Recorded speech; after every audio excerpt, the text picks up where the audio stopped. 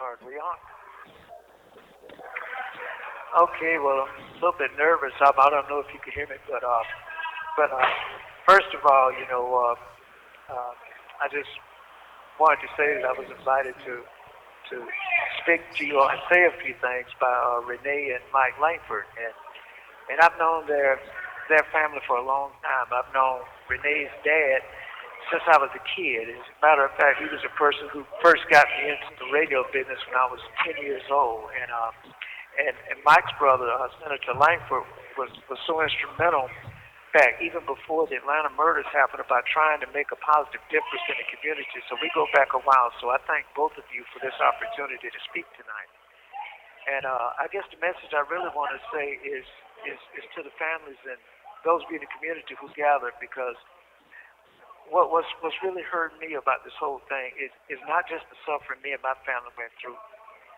This is nothing compared to what you went through. I'm talking about the Mathis family. I'm talking about Miss Leach, Miss Baltus, all the other families affected by this terrible tragedy. My heart goes out to you because I can't imagine what it's like to go all these years about being lied to, about not hearing the truth about what happened to your loved ones and all. And it's bad enough with what people like Jimmy Howard, who's been working with me since he was a kid, went through, but it's nothing compared to the grief you went through.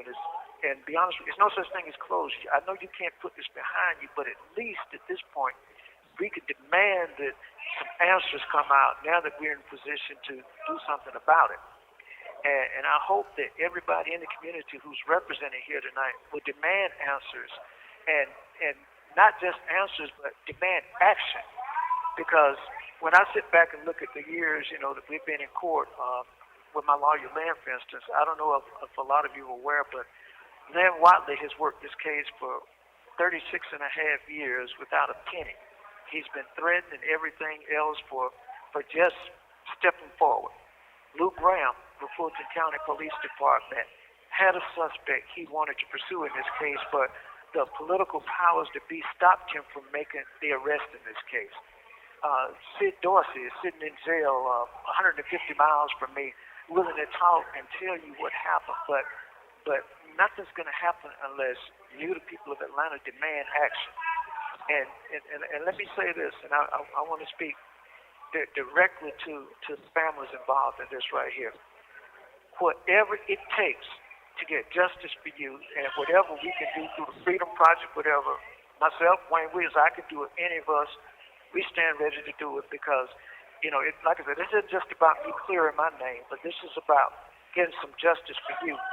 And not just the families, but when I look around this prison day room at all the young people, we've got 18 and 19-year-olds from Atlanta, Georgia in here with these crazy sentences and all. And I think back to the Atlanta murder crisis and all.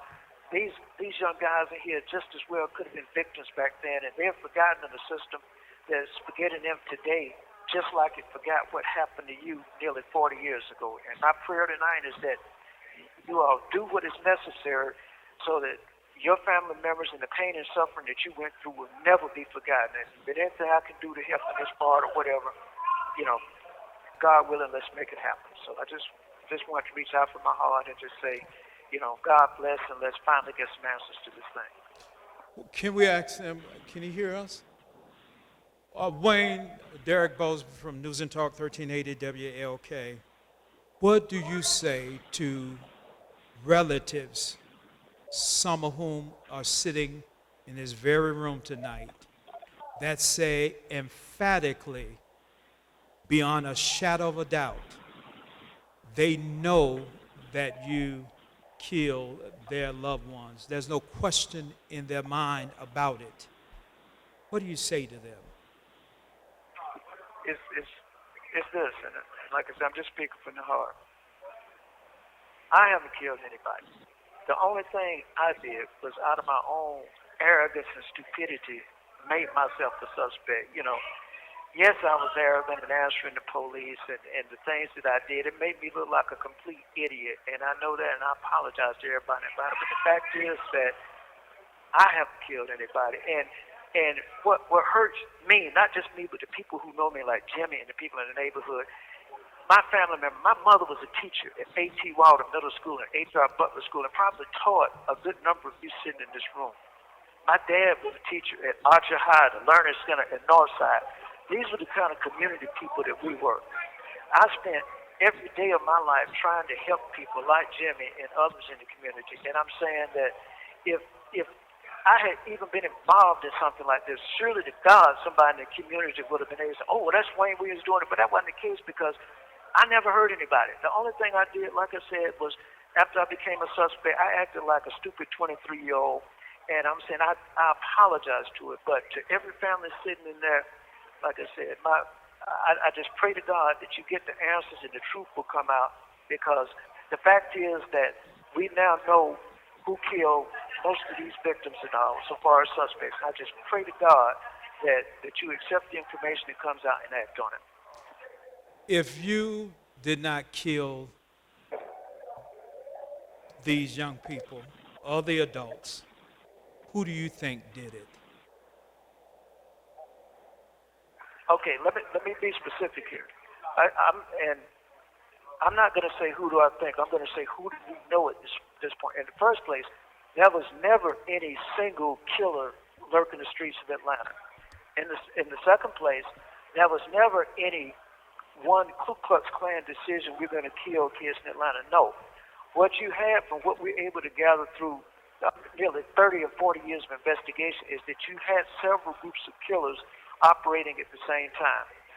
One of the groups of killers was involved in a drug ring in Atlanta in some of the cases. We know this for a fact. One of the other groups of killers was involved in a child sex ring, and I think they had suspects in this case, okay? And they actually had eyewitnesses to two of those killings. Another group of killings did involve some white supremacists in some of the cases, and when we went to trial, we didn't find out, but the GBI actually has recordings of one of these ex-Klan members admitting to killing, I think it was Ruby Jeter, because he took his go-kart and hit this guy's car or something like that. So my point is this. The authorities knew who these people were. Luke Graham knew this. Sidney Dorsey knows this. And what I'm saying is that I'm just asking that you demand that they put this evidence out so you will see for yourself what the attorneys saw in the case, what the police know. It's time to bring this stuff out and let the public know, and let's call names with these suspects. All right, thank you.